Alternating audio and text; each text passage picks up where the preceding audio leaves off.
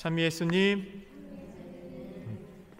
작고 귀여운 이 볼이 빵빵한 이 아기들 보면 어떻습니까?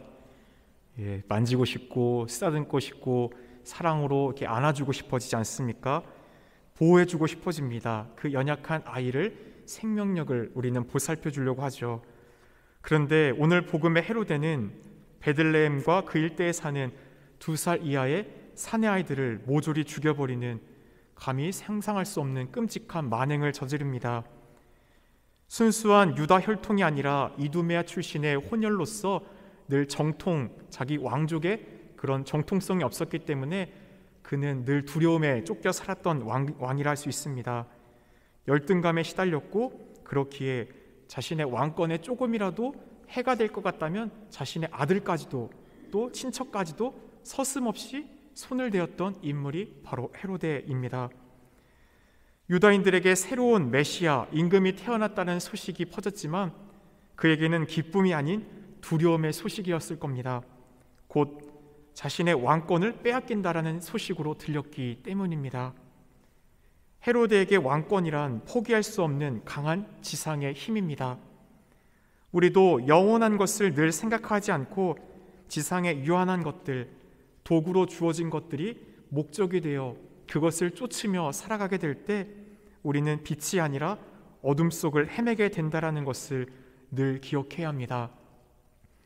빛 속에 기뻐하지 않고 어둠 속에 자신의 악한 행실을 숨기려 하는 그 헤로데의 모습은 사실 멀리 있지 않습니다. 인간의 잔혹함이 어디까지 갈 수 있는지 보여주는 사례들은 오늘날 이 세상에도 우리가 조금만 쳐다보면 널려 있지 않습니까? 무고한 전쟁으로 많은 군인들, 또한 시민들, 아이들이 죽어가고 있습니다. 대기업의 횡포로 노동력을 착취당하는 사람들이 현장에서 죽어가고 있습니다. 아기처럼 연약하기에 보호를 받아야 할 이들이 죽음으로 몰려가는 헤로데의 그 폭력성, 오늘날의 이 세상에 너무나 만연합니다. 오늘 복음을 읽으면서 하느님께서는 왜 무지한 그 아기들 죽어가는 것을 막지 않으셨을까? 라는 질문을 하게 될 수 있습니다. 하지만 그 질문에 앞서 과연 누가, 무엇 때문에, 왜 그런 만행을 저질렀는지를 우리는 물어야 합니다. 바로 헤로데가 선택한 악 때문입니다. 하느님이 아닌 지상의 것들에 대한 그의 욕심 때문에, 그 욕심이 낳은 두려움 때문에, 그 두려움이 낳은 폭력 때문에 무죄한 아기들이 학살을 당했습니다.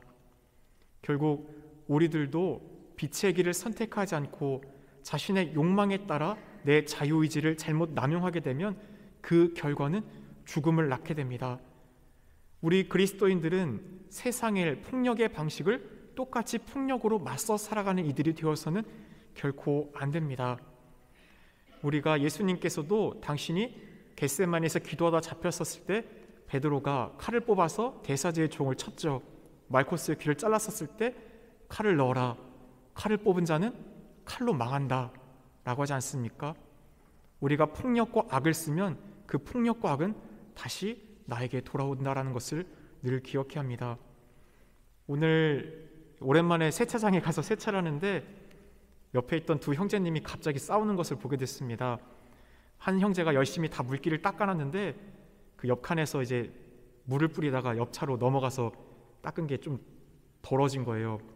그런데 그 안에서 죄송합니다, 잘못했습니다, 실수였습니다, 요 한마디 하면 될 것을 나중에는 둘이 거의 우격다짐까지 가는 이런 관계를 보게 됐는데 좀 마음이 불편했습니다. 한쪽이 재물이 되어 죽는 선택을 산다라면 저렇게까지 서로가 하루에 불편한 감정을 갖고 살아가진 않을 텐데 저 모습이 나에게도 있진 않은가? 늘 돌이켜보게 되는 타인을 통해 우리는 무엇인가 성찰해보게 되고 반성할 수 있을 때 성장하기도 하지요. 그런 헤로데의 폭력성은 비단 다른 사람들의 얘기가 아니죠.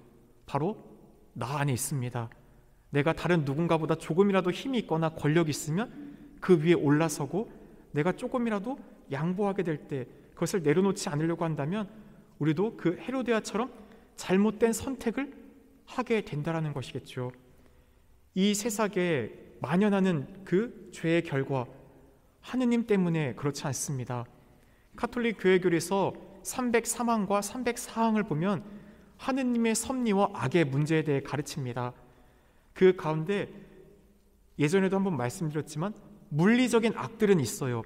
인간의 노쇠 현상들, 눈이 안 보여지게 되거나 나이가 들을수록 허리가 아파서 무릎이 아파서 이제 퇴화하는 것들, 그런 것들은 하느님께서 이 지상의 창조 질서 법칙에 따라서 그렇게 만든 것이죠.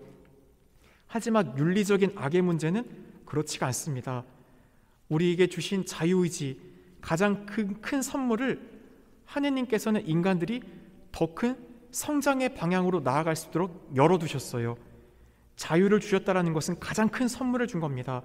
우리가 더 큰 진화와 성장과 발달을 할 수 있도록 어떤 상황에서 최고의 선을 선택하고 나아갈 수 있는 방향으로 하느님이 열어두셨다는 겁니다. 그런데 그 가운데서 우리가 하느님의 빛으로 나아가지 않고 욕망에 따라서 우리가 살아가게 되면, 그리고 하느님의 양심을, 그 법도를 살아가지 않게 되면 결국 우리는 죄를 낳게 되고 그 죄가 다 나으면 죽음을 양태합니다. 오늘 우리가 보고 있는 사건이 바로 헤로데의 잘못된 자신의 욕망의 두려움, 그 권력을 쟁취하기 위한 자신의 악의 모습을 통해 무자비한 학살을 보지 않습니까? 그렇게 우리들도 그런 악을 선택하지 않는 길, 늘 주님의 방식이 어디에 있는가, 그것을 바라봐야 됩니다. 오늘 일독서에서도 우리는 요한 1서를 들었죠. 바로 하느님께서는 우리를 위해서 십자가 위에서 제물이 되는 그 방식으로서, 그 피로써 온 인류를 대속하며 우리도 그 길을 걸어올 것을 우리에게 보여주셨습니다. 바로 도살장에 끌려가는 어린 양처럼 말없이 끌려가는 그 모습, 바보 같다고 여겨집니다. 수치스럽죠. 내가 왜 그렇게 살아가야 되는가? 하지만 그 길을 걸어가는 이들이 마지막 날 복된 삶을 살았다라는 것, 그것이 우리의 믿음이고 또한 마지막 날 우리가 바라보게 될, 누리게 될 천상 상급입니다. 성 토마스 모어는 그렇기 때문에 우리가 십자가의 그 부조리함, 인간이 저지른, 가톨릭 교회에서도 나오는 얘기예요. 인간이 저지른 가장 큰 윤리적 죄죠.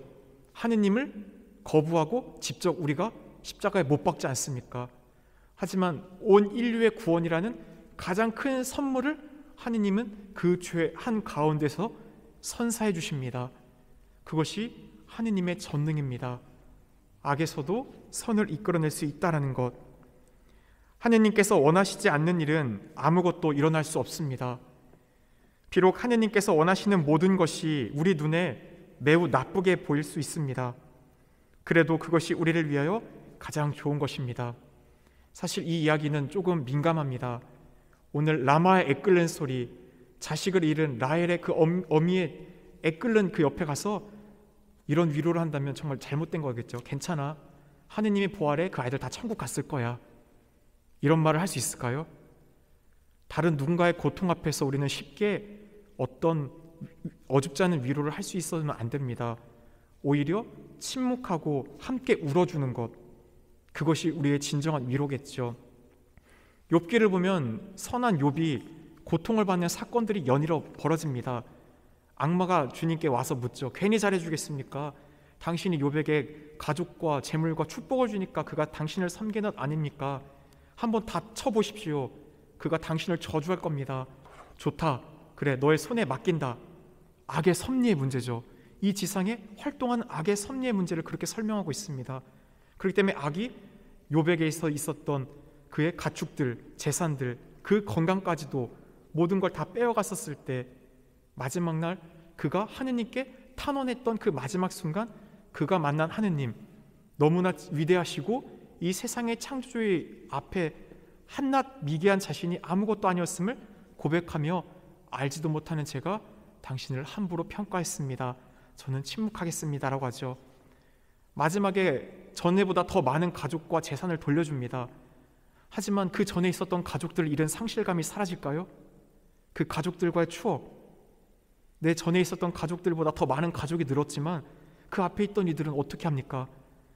하느님 나라에서 분명히 주님의 축복 속에 있을 것이란 믿음이 있지만 우리는 그런 차원의 문제를 다른 사람들의 위로를 어줍지 않게 해서는 안 된다는 겁니다. 늘 그들의 옆에서 함께 기도해 주는 것, 그리고 함께 있어주고 울어주는 것, 그게 오늘날 우리들이 세상의 약자들, 아픈 이들과 함께 공감하며 살아가는 방식이 될 수 있겠죠. 우리는 하느님의 섭리 얘기를 다 알 수 없습니다. 하지만 종말에, 곧 우리가 주님을 만나는 각자의 심판날에 우리의 부분적인 인식이 끝이 나고 하느님의 얼굴을 완전히 맞대는 날이 옵니다. 비로소 그때 우리는 완전히 깨닫게 될 것입니다. 이 세상에 넘쳐나는 악의 문제에 대해 하느님께서 책임지셔야 한다는 생각은 잘못되었다라는 것입니다. 하느님은 악의 근원이 아닙니다. 인간의 선의 결핍이 이 세상에 악, 죄를 갖고 오게 됩니다. 빛을 선택하지 않고 어둠을 선택하게 되는 것이 이 세상에 만연하는 죽음을 낳았다라는 겁니다. 그렇게 늘 우리는 하느님의 빛을, 그 방식이 우리에게 고통스럽고 십자가의 길을 걷는 수반되는 어려움이 있지만 그 길을 의식적으로, 의지적으로 기도하는 가운데 선택해야 합니다. 그것이 참된 행복의 길이기 때문입니다. 우리의 욕심이 커질 때 그 욕심이 낳게 되는 지상의 것들을 잃을 두려움이, 그 두려움에 낳게 되는 폭력이, 그 폭력이 이 땅에 고통을 불러오고 있습니다. 우리는 어둠에 속한 사람이 아닌 빛에 속한 자녀들입니다. 만일 우리가 하느님과 친교를 나눈다고 말하면서 어둠 속에 살아간다면 우리는 거짓말을 하는 것이고 진리를 실천하지 않는 것입니다. 그러나 그분께서 빛 속에 계신 것처럼 우리도 빛 속에 살아간다면 우리는 서로 친교를 나누게 되고 그분의 아드님이신 예수님의 피가 우리를 모든 죄에서 깨끗하게 해주실 것입니다. 그렇기에 우리들도 예수님이 우리에게 알려주신 삶의 방식, 그 길을 선택할 수 있어야 할 것입니다. 오늘날 수많은 태아들의 생명이 인공적으로 유산되는 까닭은 어디 있겠습니까? 작년 코로나로 죽은 사람들보다 가장 많은 사망률 1위가, 제가 뉘앙스를 던져서 아시겠지만 무엇일 것 같아요? 낙태입니다. 코로나보다 17배나 더 많은 사망자가 바로 낙태로 죽어가고 있습니다. 우리나라로 치면 2017년 기준이었지만 한 해 6만 명 가까운 아이들이 빛을 보지 못하고 우리의 욕망에, 쾌락적인 삶으로서 그 책임을 지지 않기에 그렇게 아이들이 죽어갑니다. 이 때문에 나에게 조금이라도 꺼리낌이 오는 행동들을 우리는 저지르고 있는 것입니다.